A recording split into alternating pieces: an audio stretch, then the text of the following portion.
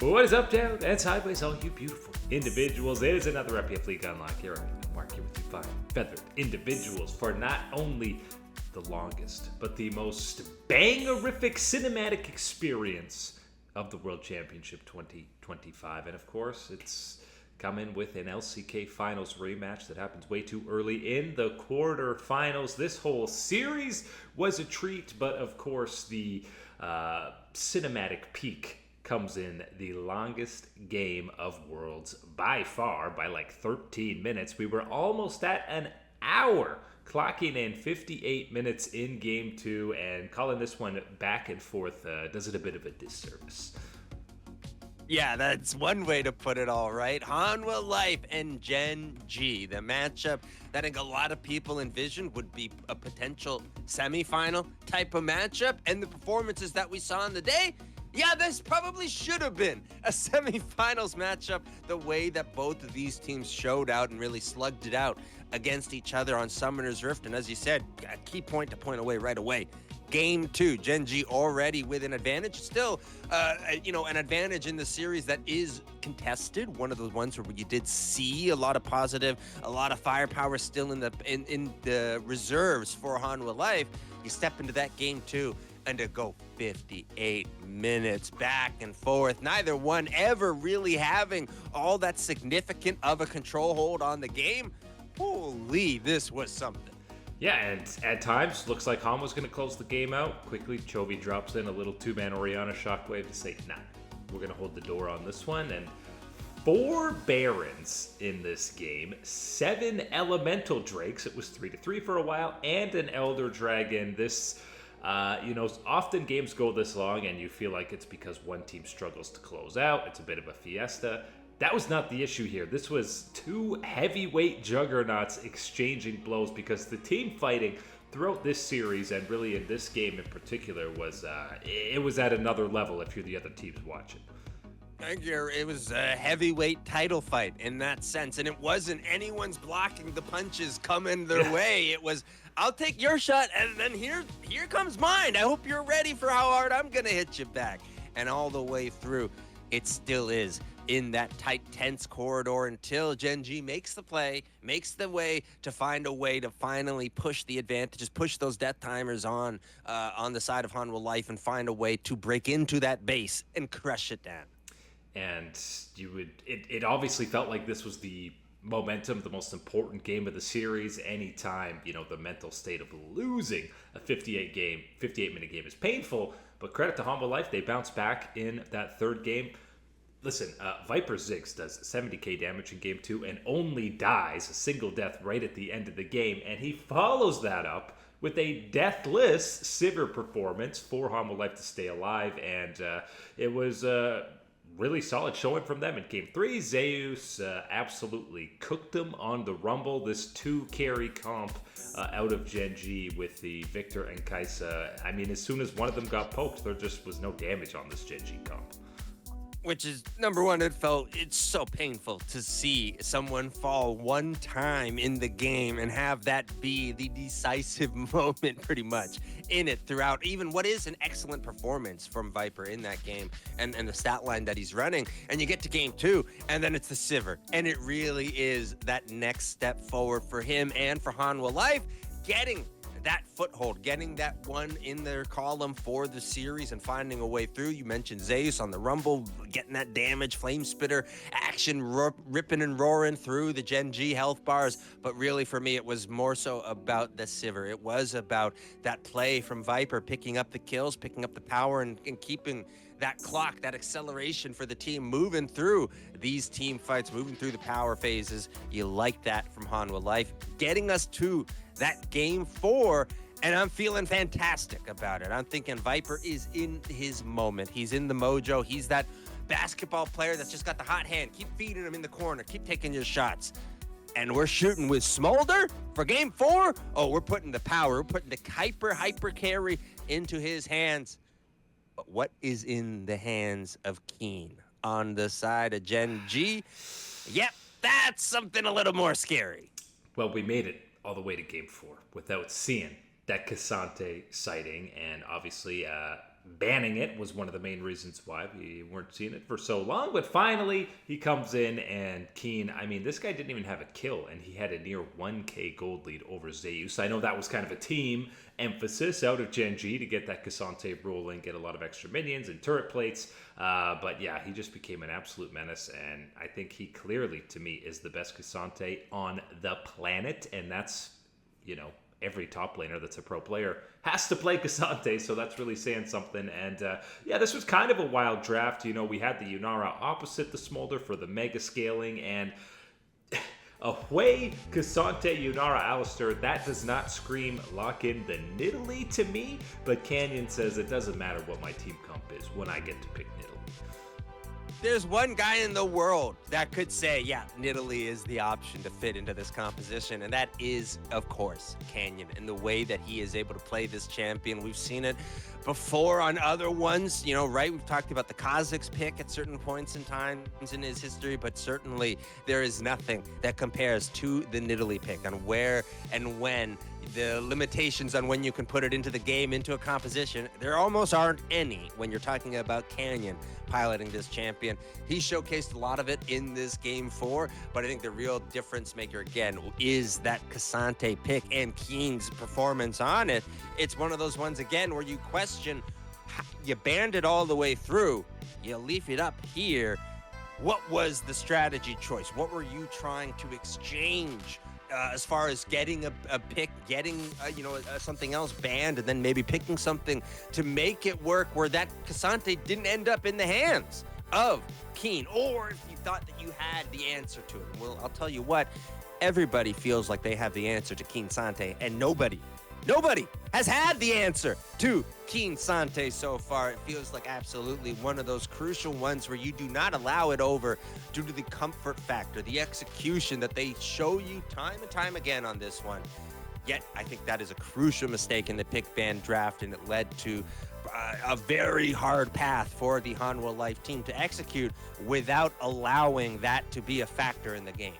And it's especially painful because you see, okay, while we're trading, we got the Aurora earlier, which has been a busted pick throughout this event, but unfortunately Zeka usurps the GOAT for at least overwhelming or most underwhelming Aurora performance on the day. He was nearly tripled in terms of damage done this game by the Hui out of Chovy, and if you saw the teaser video heading into this one, Chovy's saying first he's going to sacrifice Zeka to make sure he wins this. And that's kind of how this series played out and culminated in this 4th game.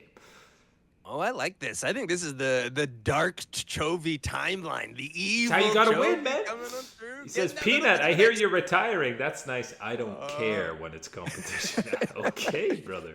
Sometimes having that extra killer edge, no matter how you're able to bring it out on Summoner's Rift, can be a difference maker. And yeah, I think he was, of course, throughout the entirety of the series, a difference maker opposing in that head-to-head matchup, right? When you're looking at Zeka, someone that has been able to get the better of Chovy in a head-to-head matchup in the past, especially on the world's international stage, as we have seen.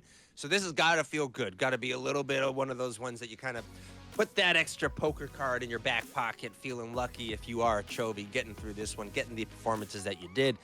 Moving on through. It is unfortunate that you say goodbye to Hanwha Life at this point. I think one of the strongest cases that we ever have had that, yes, you should have a loser's bracket at this tournament. I think we've seen it implemented in almost every other international tournament, domestic final playoff type of situation, almost every single one. We've gotten the message that, yes, having that opportunity, having that path through is something that is valuable and does serve both the winners and losers type of situation and what it leads to in our finals.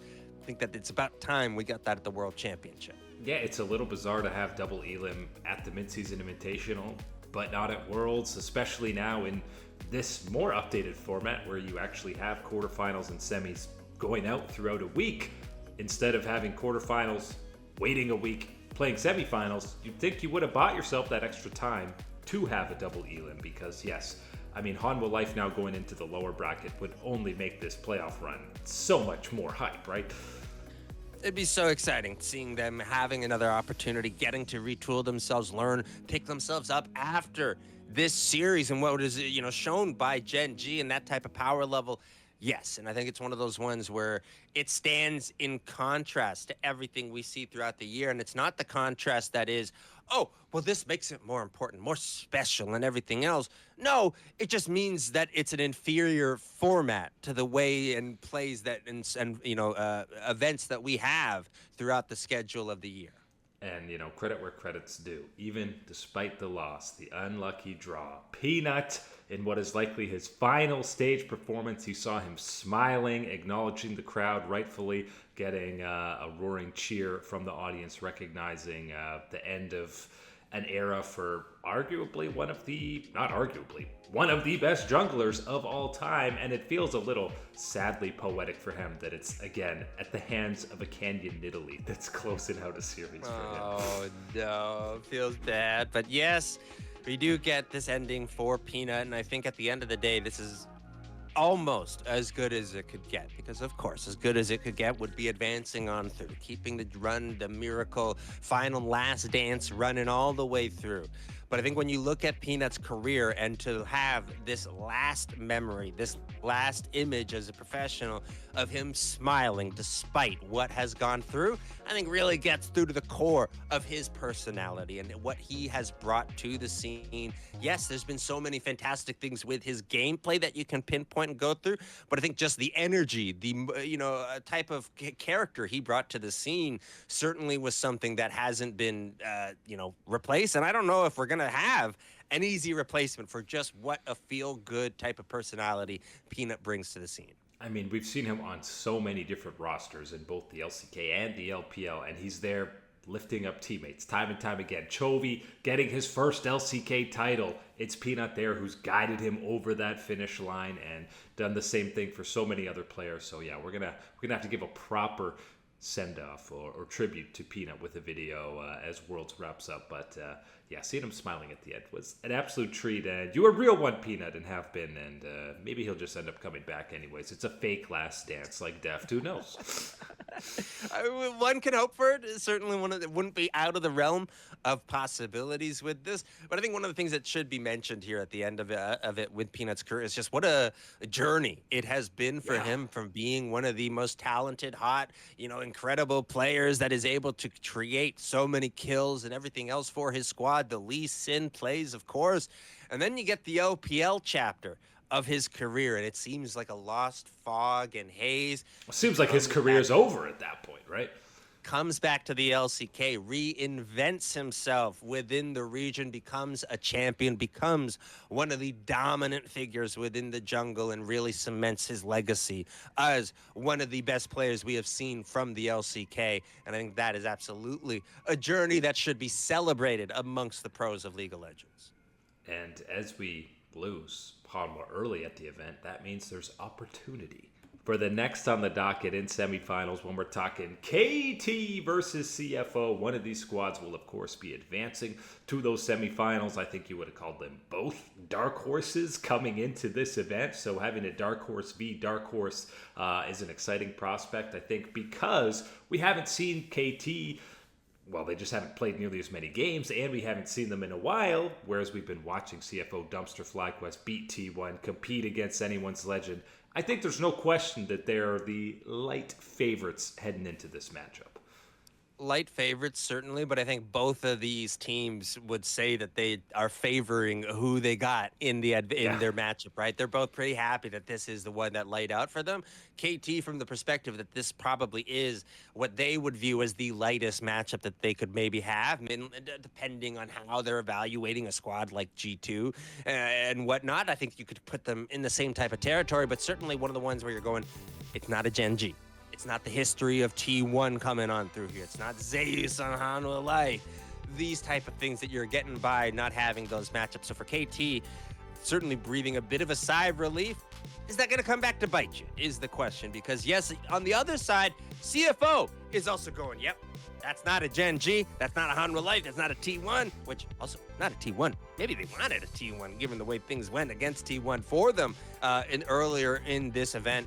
But when you're talking about CFO and what they're going to bring to the table, I think that this is certainly one of the ones where if they can play their game, right, get you onto their playing table, then we're absolutely going to have an absolute blast of a series. Otherwise, I think it's going to be if KT can play to their style, play to how they want to dictate the pace of the game, it's going to be KT controlling and just slowly choking out the series. And who's in control of that pace, I think, comes right down to that bottom lane where we've seen Doggo put together a highlight reel pretty much in every series so far for CFO. And, coming into this event, you'd say, yeah, that's going to be an easy stomp in that bot lane. But matching up against Jackie Love in their qualification match, Dom had arguably his 2 best games of the year back-to-back and looked like a different player than he has in the LCK. That is the crazy wild card heading into this matchup is what Dom are we getting? Are we getting the Dom where we were calling to be replaced earlier in the year? Is it somewhere and more was so benched in some of these games? Is it the one that's somewhere in the middle as far as those performances where you're not really feeling anything all that strong about it, but you're certainly not feeling the negatives that you can be when you're talking about replacing him? Or is it the Dom that you had in the previous matchup? Because that is absolutely the one that can lead you to victory and can lead you to an advantage in that bottom lane. One that I expect to be an advantage for CFO. And it's one of these ones where this is the lesson, KT. Have you been paying attention? Are you sleeping in class? Or are you taking notes? Because are you banning Draven or are you not banning Draven against Doggo? And I don't want this to be simply just a matter of respect or not. To me, this is, are you paying attention or not? Because it's not about do you respect the player and ban it or not.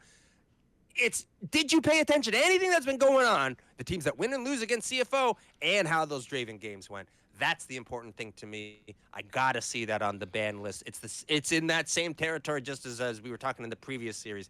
Keen, Cassante, I'm keeping away Doggo from the Draven. Prove to me that you're gonna style on me, beat me with something else. I'm not letting you do it on the dude with the goatee. It ain't happening. So we're seeing Dom pull out the Draven and get the win for KT. That's what I'm hearing, right? That's the turn. That would be the craziest play of them all, is to take him for yourself and see Dom pilot it to that type of level. But we've seen all sorts of crazy things on the international stage, so I'm not ruling that one out of there. Yes, I think this is certainly an advantage to KT, and especially when you're talking about the mid lane and the experience that someone like BDD is bringing to the table in comparison to the young potential in Hong Q and how he has played. But I think that this is certainly going to be one of those ones where if you discount, if you aren't prepared for CFO, if you're taking CFO as just blank label LCP team instead of CFO, the dominant champions of the LCP, and CFO that threatens on the international stage, then you're in deep trouble as KT. Yeah, and I just feel like the momentum, both of these squads are kind of vibe forward, positive vibe forward squads, but it feels like CFO's got all the momentum and confidence in the world after they've shown in that group stage. And again, KT, it's been a little while. We'll see if they have been taking their notes and are ready for a matchup on the biggest of stages. But that is it today for League Unlock. Eric and Mark here with you, absolute stunners. Thanks so much for hanging out, and we'll catch you on that flippity flip.